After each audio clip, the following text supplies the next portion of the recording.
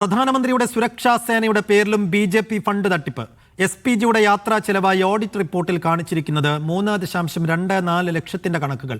എസ്.പി.ജി 5029 kilometre സഞ്ചരിച്ചുവെന്നാണ് ബി.ജെ.പിയുടെ കണക്കിലുള്ളത്. Fund തട്ടിപ്പിനെ ചൊല്ലി രൂക്ഷ വിമർശനമാണ് കോർ കമ്മിറ്റി യോഗത്തിൽ വി മുരളീധരൻ പക്ഷം ഉയർത്തിയത്. ഒന്നിനു പുറകെ ഒന്നായി ബി.ജെ.പി. ഫണ്ട് തട്ടിപ്പിൽ ലക്ഷങ്ങൾ വകമാറ്റിയതിന്റെ തെളിവുകളാണ് പുറത്തുവരുന്നത്. തെരഞ്ഞെടുപ്പ് പ്രചാരണത്തിനായി വാഹനങ്ങൾ വാടകയ്ക്കെടുത്തതിലെ വൻ തട്ടിപ്പിന്റെ രേഖകളാണ് മീഡിയ വൺ പുറത്തുവിട്ടത്. പ്രധാനമന്ത്രി തെരഞ്ഞെടുപ്പ് പ്രചാരണത്തിനെത്തിയപ്പോൾ സുരക്ഷാ ഉദ്യോഗസ്ഥർക്ക് വാഹനം വാടകയ്ക്കെടുത്ത് നൽകിയെന്ന് കാണിച്ചാണ് 3.24 ലക്ഷം രൂപയുടെ ബില്ല് സമർപ്പിച്ചത്.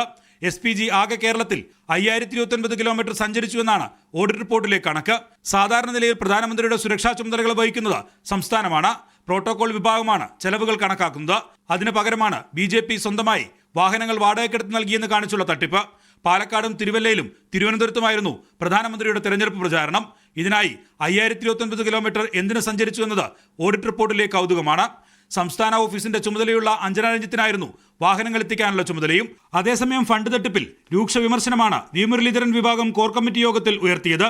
തട്ടിപ്പിൽ നിന്ന് സംസ്ഥാന ജനറൽ സെക്രട്ടറി എസ് സുരേഷിന് കൈകഴുകാനാകില്ലെന്ന് വി മുരളീധരൻ തുറന്നടിച്ചു. സുരേഷിനെ സ്ഥാനത്ത് നിന്ന് നീക്കണമെന്നും ആവശ്യമുയർന്നു. സംസ്ഥാന വൈസ് പ്രസിഡന്റ് സോമനെതിരെ ആർ.ശ്രീലേഖ പരാതി നൽകിയിട്ടും നടപടിയെടുക്കാത്തത് ലജ്ജാകരമാണെന്ന് മുരളീധരൻ പക്ഷം വിമർശിച്ചു. തൃശൂരിലേക്ക് എത്തിയ പണം എങ്ങോട്ട് പോയെന്നതിൽ മറുപടി വേണമെന്നായിരുന്നു ബി ഗോപാലകൃഷ്ണന്റെ ആവശ്യം.